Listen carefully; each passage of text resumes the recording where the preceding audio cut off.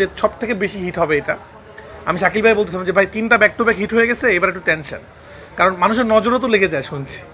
তো যাই হোক, আলহামদুলিল্লাহ আমারও লাকটা খুব ভালো যাচ্ছে সামহাও, যে এখন পর্যন্ত ফ্লপ দেখি নাই।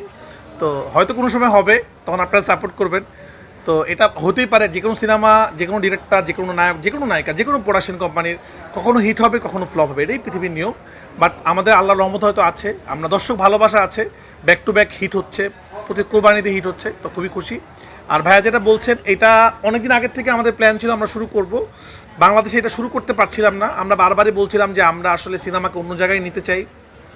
সেটা আমরা শুরু করেছি এবার, আমরা ইউনিভার্স ক্রিয়েট করার চেষ্টা করেছি, যেটা বাইরের দেশে অলরেডি আছে, আমাদের দেশে ছিল না।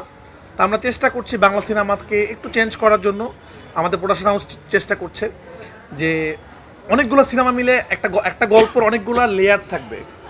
এই সিনেমাতে এই লেয়ারটা দেখবে, আরেকটা সিনেমাতে আরেকটা লেয়ার দেখবে, যেটা আমরা বলিউডের সিনেমাতে দেখি, যেটা আমরা হলিউডের সিনেমাতে দেখি।